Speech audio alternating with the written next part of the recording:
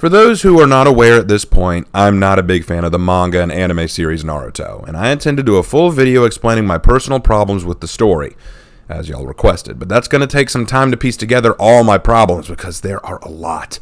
Now let me stress before we go any further that I'm aware it's a popular series. I'm aware it has a large fan base, and it's not my intention to piss on the parade of anyone who likes it. If you enjoy Naruto, I'm glad you do. And I'm glad you know that, and I want you to know that I used to love it. Naruto was my first true shonen anime I ever saw, even before One Piece, and I used to think Naruto was the best anime ever. I loved it for a very long time, I think all the way up till the Pain arc. And then I really lost interest after that. But if there's one thing from Naruto I still, to this day, think was done well, at least at first, was their criminal organization, the Akatsuki. An organization of rogue ninja from various villages, the Akatsuki are incredibly powerful ninja with a vendetta against the world. All adorned in black cloaks and red clouds upon them, the Akatsuki work under a singular leader known only as Pain, and their mission is to gather all the tailed beasts, 9 highly powerful creatures around the world that they would bring together and use as a weapon of mass destruction to get the world to bend to their whims. Now, the true history of the Akatsuki is a bit more complicated, with it being a peace organization founded by 3 young ninja, Nagato, Yahiko, and Konan. All 3 were left orphaned and alone, but were trained by the legendary Jiraiya, who wanted them to go on to bring peace to the world. However, when Yahiko was murdered by assassins, Nagato and Konan lost sight of their optimistic ideals and fell into despair, believing that the world was lost in an endless cycle of revenge, hate, and destruction that would only end when someone put the fear of God into every nation. With the guidance and help of Obito, one of the series' antagonists, Nagato uses his rare powers to form the Akatsuki, never realizing it was all a front for Obito's own ambitions. I won't be talking about Obito's ambitions because if I do, I'm going to get a migraine over how butt-numbingly stupid it is. But instead, let's talk about CBR and why they, as usual, don't seem to understand things that even idiots like me can look at and understand. Today, we are looking at the top 10 things that don't make sense about the Akatsuki. Are you ready? I'm ready. Naruto, 10 things that make no sense about the Akatsuki. The Akatsuki might be major villains for the Naruto franchise, but there's a lot about the group that doesn't make sense. By Amanda Bruce. The Naruto franchise begins with Orochimaru as its main villain, but over the course of the story it's clear that he's not the only bad guy the main characters need to worry about. The Akatsuki, with their quest to boost their own power and take over the world, becomes the bigger threat. They might have stylish robes and fun characters, but the Akatsuki are kind of a mess as a secret organization of villains.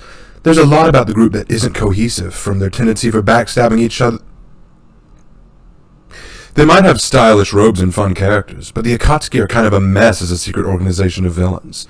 There's a lot about the group that isn't cohesive, from their tendency for backstabbing and each member having their own selfish goals, to their actions not always lining up with what they say they want. To put it simply, the Akatsuki doesn't always make sense. Number 10. The Akatsuki features a power imbalance amongst members. It's implied in the franchise that the Akatsuki seek out shinobi who are the most powerful and the most ruthless for their ranks. The group wants people easily swayed to their side, sure, but they also want people who are going to be impossible to defeat. That's why the imbalance in abilities is so strange. Zetsu, for example, doesn't have much to offer the group beyond his abilities for tracking. That's definitely a useful skill, but it's not on par with Hidan's near immortality in a fight, or Orochimaru's vast variety of skills. Your issue is a power imbalance. Sorry, but why is that a problem? Different members of the Akatsuki can accomplish different goals. Besides, all of them are exceptionally powerful. Zetsu is a member despite not being especially powerful because he has a secret agenda that even Obito isn't aware of and help manipulate factors to get his way. But again, I don't want to go into that because it's going to make me get a serious case of cringe. Look, while most of the Akatsuki aren't exactly on equal terms in power, that was never the point. They are there to serve Nagato's ultimate purpose. Or, rather, Obito's. And his was meant to serve Madara's, who was meant to serve Zetsu's, who was meant to serve Kaguya. Damn it, I promised I wouldn't do this to myself. Moving on. Number 9. Nagato and Konan sought out Obito after Yahiko turned him down.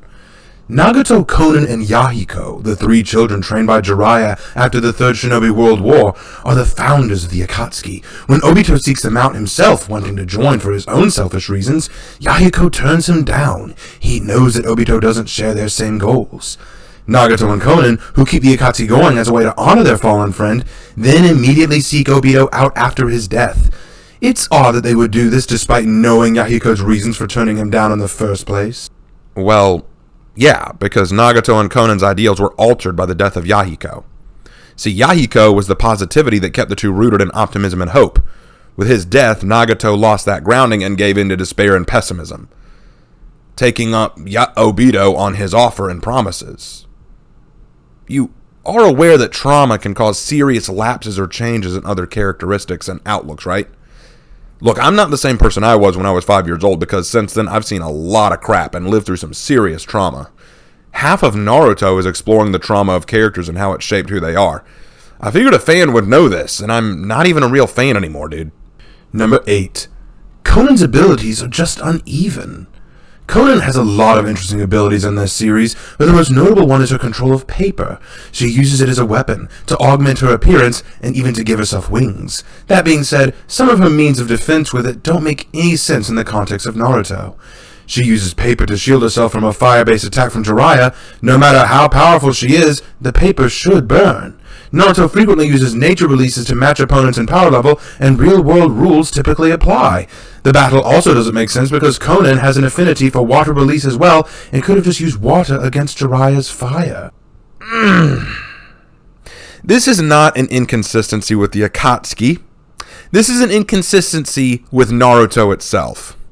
Nothing in Naruto makes sense in terms of its jutsu.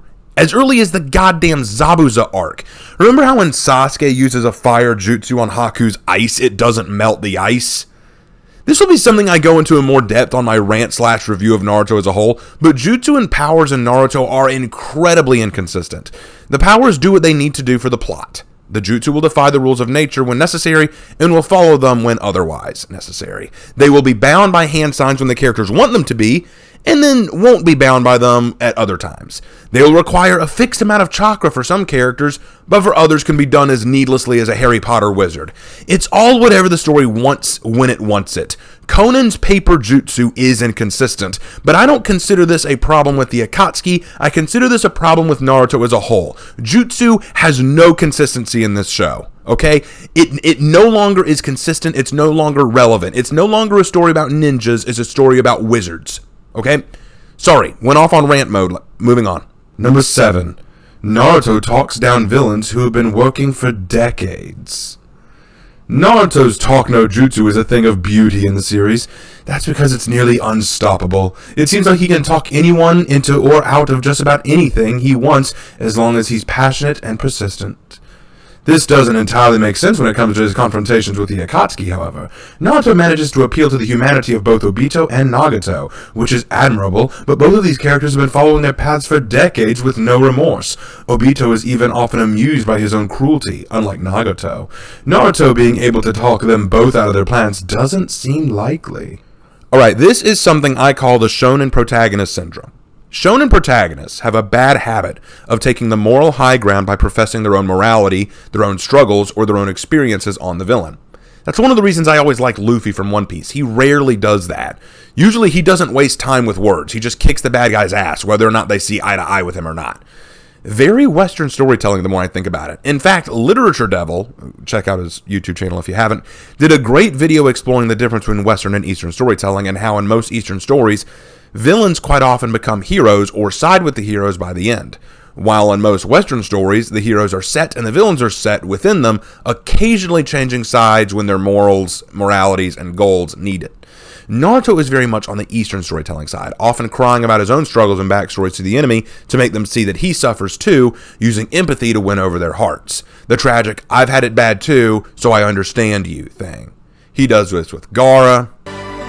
It's almost unbearable, isn't it? The feeling of being all alone. I know that feeling. I've been there, in that dark and lonely place. Neji. I I should have guessed you'd use that shadow clone jutsu. It's your specialty after all. For the record, I failed the graduation exam 3 times. Cause there was this one jutsu that was always on the exam. And it tripped me up every time. It was the one jutsu that I just couldn't master. My clones were pathetic. That's right. I flunked the shadow clone jutsu every time. So don't come whining to me with this destiny stuff. And stop trying to tell me you can't change what you are. Sasuke. It's not like I really understand it either. It's just... when I see you take on stuff and get all messed up, it... well, hurts me. It hurts so much inside that I can't just leave it alone. Pain. 俺だって痛みはあった。どんなに痛えことがあっても歩いてく。それがナルトだ。昔の俺を思い出させる。ナガト。お前を信じてみよう。Zabuza. Your words cut deep. Deeper than any blade. And a handful of others. I do consider this silly in most cases, but let's be a bit fair here too, shall we? You say that it doesn't make sense for Obito and Nagato to fold to Naruto's morality when they've never folded to anything before and have been evil for decades, right? Well, okay, question. What did Naruto do to them that hasn't happened to them before in those decades? He kicked their ass. That's the common factor here. These characters have always felt validated in their paths and ideals because they never lost with them. Their ideals always saw them through to victory. It's the principle of, I am victorious, therefore my ideology is right. Gaara always killed for his own sake and never lost, therefore he felt his ideal is right. Neji won all of his fights, so his ideal in his mind was right. Nagato always won and got his way due to his incredible power, therefore he's right in his path. But when Naruto kicks the shit out of them, something they never imagined could happen, it shatters their worldview and ideology. Thus, that's when Naruto steps in with his own moral high ground to remind them that he's the protagonist and they must know he's right. Is this a common trope in shonen and way too overdone? Yes. God, yes. But it doesn't mean the Akatsuki doesn't make sense. It's just classic shonen tropes being displayed. Itachi's plan and sacrifices had flaws. Itachi is a fan-favorite character because of the sacrifices he makes in his own life for Sasuke. The trouble is those sacrifices don't make a lot of sense. He wipes out his entire family and saves Sasuke, in hopes that Sasuke will one day become the village's hero. Itachi also, however, still loves the village that betrayed his family. He also cares deeply about his brother. That doesn't stop Itachi from abandoning them both and joining the Akatsuki when he has no intention of carrying out their plans. Ah, damn it. Of all the problems with Itachi's plan, that's what you go with. Alright, I hate to do it, but first let me defend Itachi here. Itachi Uchiha killed his whole family because he heard they were planning to destroy the Leaf Village, and he knew just talking to them wouldn't change their minds. Obsessed with the organization, obsessed with the clan, obsessed with our lineage. And that in turn leads us to fear what you don't understand. Stop it, Itachi! You... I have had enough of this. There's no hope left for this pathetic clan. Change is impossible in this fog of ignorance. How can we evolve when regulation is the only thing we've ever known? Such arrogance! So he killed them.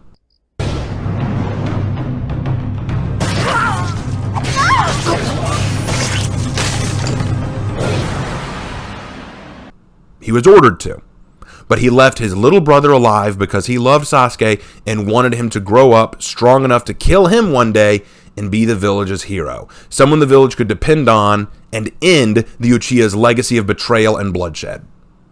He joined Akatsuki because he knew they were a potential threat and thought he could work undercover and keep an eye on them, defending the Leaf Village from their ideals so long as he played nice with them. That's why he joined the Akatsuki. That's why he kept his brother alive.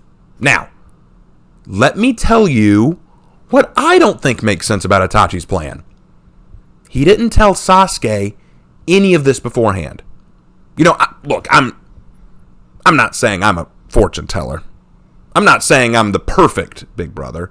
But if I was Itachi, after my brother walks in and sees that I've just butchered our entire family, I might say something like, hey, kid bro, I know you don't get this, but our family was actually planning on betraying the Hidden Leaf Village, and I had to stop them. I'm going to run away for a while to keep it safe, but please don't do anything stupid like, you know, grow up to become a complete emo tryhard who's about as likable as anal cancer. That would be real stupid for you to do. I'm really begging you, don't do that. Also, another piece of advice, stay away from girls with pink hair. I'm not saying just don't do it. There are some things worse than death, okay? If you get with a girl with pink hair, go ahead and off yourself, okay? Me leaving you alive will mean nothing. So again, no being an emo tryhard, no trying to destroy the village. You will be about as likable as anal cancer. Stay away from pink-haired girls. Just don't piss off anybody, okay? Trust me on this, okay? Peace out.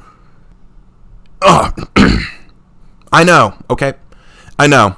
It's to teach him hatred and to teach him to be stronger. But didn't Itachi maybe stop and think that maybe making your brother hate unconditionally and emotionally traumatizing him would maybe add to the hate cycle of the Uchiha, which he was hoping to stomp out?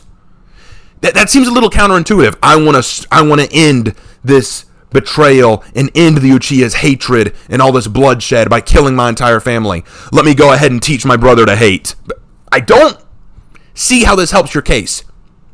In fact, the bigger question I have is, later on, when Itachi is finally defeated by Sasuke, he reveals all this to Sasuke right before he dies. He tells Sasuke the whole story. And after hearing all this, that Itachi did all this for the Hidden Leaf Village, did all this for his sake, Sasuke's big revelation was, my brother sacrificed everything for me and for the Hidden Leaf. Therefore, the Hidden Leaf is my enemy. They betrayed my brother, and now I'm going to destroy it to avenge them.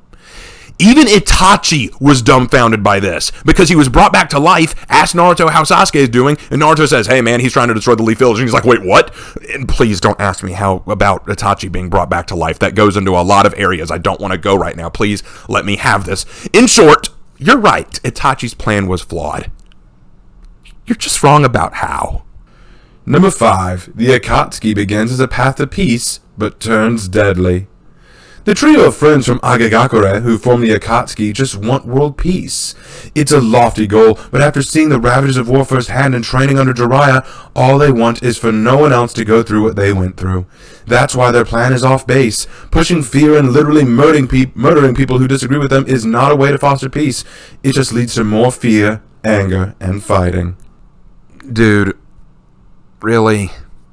Did it ever cross your mind that this was the whole point to their theme and why we were meant to identify with Nagato and his ideals? You never stop to think that maybe most evildoers don't realize they're evil? That most people who commit crimes or do wrong think they're doing it for the right reasons, or at least what they perceive to be right? Yes, they want peace, but they're going about it all wrong. That's the point. That's why Naruto eventually has to show them the right way. Show them why they were wrong. It wasn't supposed to be an organization of evil bastards, but an organization seeking peace. But they had distorted and traumatized viewpoints of the leaders that caused the organization to seek peace in all the wrong ways.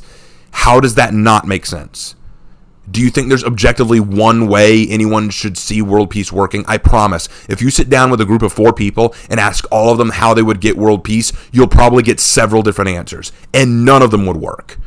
You know how often countries and dogmas in today's world claim they seek peace and instead create worse cases for people? It's a tale as old as time. Literally. And the Akatsuki are no different. This actually makes perfect sense to me. In fact, most of the villains that Naruto fights claim that what they're doing is in their eyes either right or justified. And it's Naruto's job to show them why they're not. Move on. Number 4. The Akatsuki is a front for collecting tailed beasts. When Obito effectively takes over the Akatsuki, his plan is to use the group to collect the shinobi world's tailed beasts and use them to take over the world himself. While that's a complicated plan on its own, this particular path doesn't line up well for the rest of the group either. While Obito mostly stays in the shadows until he comes out as Toby, the rest of the group puts their lives on the line for his plan. They don't appear to be particularly adept at catching the tailed beast, so it's strange that no one tried to find a better approach to taking over the world. Oh, God, no. No. I gotta do it. I gotta do it, don't I? Alright. Okay. Let's talk about what the Akatsuki's very complicated goals are. Alright. Try and follow me, and if you get lost, I'm sorry. If you follow me, I apologize. Okay. The Akatsuki was originally founded by Yahiko, Nagato, and Konan as a peace corps to help bring peace to the Shinobi War. After Yahiko died, Nagato and Konan fell into despair and became pessimistic about the world and decided that the world needed to be forced into peace through powerful, dangerous means. And Obito became their secret leader, manipulating Nagato into capturing the tailed beast for him so that he could cast an eternal illusion on the moon, which would plunge the entire ninja world into an eternal illusion where there would be forced peace, forced happiness, and he would finally be with his dead crush again. Literally. But it turns out all of that was just a ploy for Madara Uchiha to return so that he could take over the Shinobi world again. But wait, all of that was just a ploy so that Zetsu, this one Akatsuki member that was kind of off to the side most of the time, could revive Kaguya, the ninja goddess and mother of all ninja, so that she could destroy the ninja world, I guess. Do you see why this gives me a migraine to even contemplate? Is Square Enix writing Naruto now? What is this? So no, to be clear, the Akatsuki isn't a front for capturing tailed beasts. Capturing tailed beasts was a front for reviving dead ninja legends and gods, according to the later part of the story. In fact, the funny thing is, I had to relook up the Akatsuki's plans, the original Akatsuki's plans. The first plan was for the Akatsuki to take jobs at various villages, like ninja jobs, very difficult ones, at very reduced prices so that they could make money. Then after they made enough money, they would begin splitting off to hunt down the tailed beasts. Once they accumulated all 9 of the tailed beasts, they would make it into a weapon of mass destruction to threaten the ninja world with, so that they would all be forced to have peace or they would use it. But the whole time, what it really was Obito wanting to gather all the tailed beasts so that he could recreate, so that he could cast a Tsukuyomi on the moon. But it turns out that was all just a plan for Madara so that he could remake the 10-tailed beast, and god dang it, it's a bunch of crap. And if I got any of that wrong, if y'all are, don't bother going to the comments and say, Raven, you're totally wrong about their whole plan. It was actually, I don't care. Everything past the pain arc is just garbage to me. But anyway, let's address the other thing you said in this article. They weren't very adept at capturing the tailed beasts. I looked it up. With the exception of 2, the Akatsuki captured all of the other 7 before Pain died. What the hell do you mean they aren't adept at it? They were incredible at it. They were very good at it. You also say the dumbest thing I think I've ever heard. So it's strange that no one tried to find a better approach to taking over the world. It's strange that no one tried to find a better approach to taking over the world, because, I mean, there's just so many possibilities. Why the hell not? Let's just debate that. No, really, it doesn't seem that goddamn difficult to take over an entire world. Hell, I'll sit down with my brother next week and we'll get right to work on that. I'm sure we'll rule the world by 2022. No, it's not that complicated, right? What do you mean there are better ways? What's your genius plan? Does it involve the Sharingan plot no jutsu too? If so, you can take that Sharingan plan and send it to the moon where it won't have to annoy me anymore and I can get Piccolo to destroy it. Contemplating Naruto in the later parts past the pain arc actually hurts me, because it becomes so convoluted and it stops making any kind of cohesive sense. Genuinely, things just stop making sense. And if you followed it, like if you followed Naruto past that point and enjoyed it, I admire you, because I didn't have the patience for it. Maybe that makes me the weak one, but I could not stand it. All right, we're almost done. Let's get done with this. Moving on. Number 3, the Akatsuki's partnerships often end in murder. There is one very harsh reality the members of the Akatsuki have to face. They might not survive their teammates. The group is paired off for missions in much the same way Konoha creates 3-person shinobi teams. Not all of these partnerships work out. Kakuzu is the best example of this. He's known for killing his partners when they annoy him, so it's odd that the Akatsuki doesn't just get rid of him completely and find a new pair of shinobi better suited to their goals. It can't be good for morale when someone keeps killing members of the ranks from within. Yeah, but the thing is, I find it funny that this happens. It adds character to the individuals in the group. If they all work perfectly well together, it would make far less sense. They're all rogues and egotists, interested in their own desires and working together for a common interest that suits all their personal quotas. They don't have to like working together. They just have to endure it for their own ends, and sometimes they end up killing each other over it. In fact, I think it's hilarious that Kakuzu and Hidan are teamed up. Hidan is literally immortal. He cannot die. But he can also be stitched up by Kakuzu if he ever gets something like a head or arm pulled off. And Kakuzu can't die by conventional means because he's found a way to be immortal. That's why they're called the immortal duo, and that's why Hidan was paired with him. Because no matter how annoying Hidan gets, Kakuzu can't kill him. They're a perfect pair, even though they both hate each other. It's hilarious. Number 2, the ideology of the members don't match up. If there's one thing evident to the audience after spending just a few moments with the members of the Akatsuki, it's that everyone else is there for their own selfish reasons, and the group is full of potential traitors. When Orochimaru joined, he just wanted to further his own power. Nagato and Konan really do want world peace. The rest, however, can have more complicated ideas. Obito specifically wants revenge on Konoha, but he also wants Pain's position in the group. Itachi is a double agent of sorts, not wanting the Akatsuki to actually achieve their goals. Zetsu wants to bring Kaguya back to life. When so many of their motivations don't line up, it no doubt makes it harder to take over the shinobi world together. Did you mean to write this one? Because it disproves a few of your earlier points. You say here, Itachi is sort of a double agent of sorts, not wanting the Akatsuki to actually achieve its goals. But wait, didn't you say earlier it made no sense for him to join the Akatsuki when he had no intention of seeing their plans carried out? You just said he was a double agent! He's there to sabotage them! You just said it! This contradicts your previous point about Itachi! You also admit Zetsu wants to revive Kaguya, meaning you're aware of Zetsu's underlying goals. Then why did you question him being in the organization at your very first point?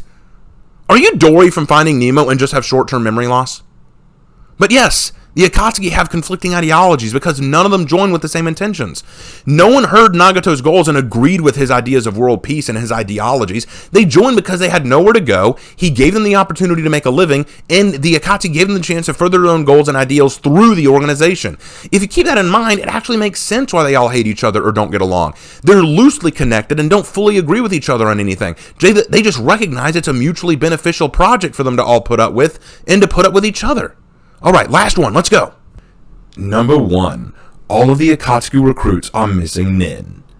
There is one thing everyone in the Akatsuki have in common. They all reject their home villages and becoming Missing-Nin. Missing ninja are fugitives, seen as people who essentially commit treason against their governments. That means they all have to keep a low profile, no matter how much Deidara likes causing a scene.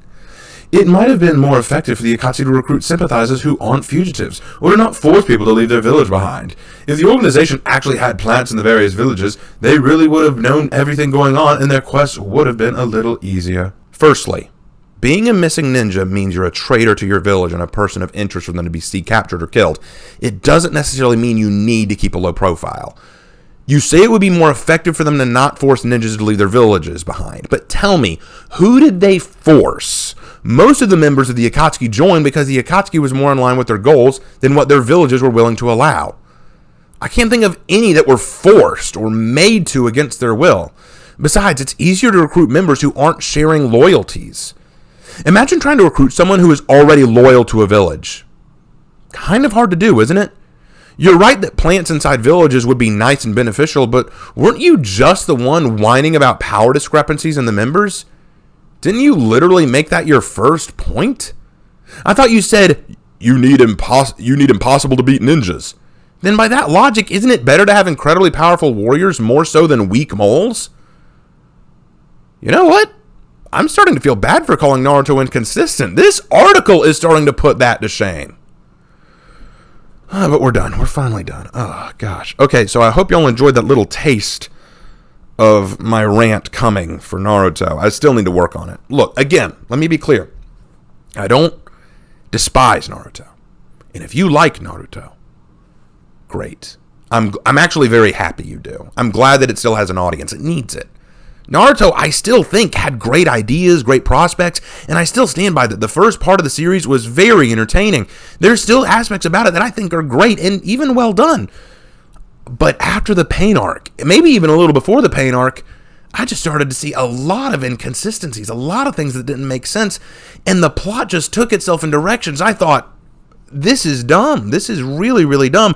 That's why talking about anything past pain annoys me to no end, because it's so goofy. It's so silly. But I'm done. We're done with this. Thank you guys for watching and following me on this weird trail. If you enjoyed the video, please leave a comment and a like. I'm always glad to hear your stuff, and I will see you in my next video, whenever and whatever that is. Take care.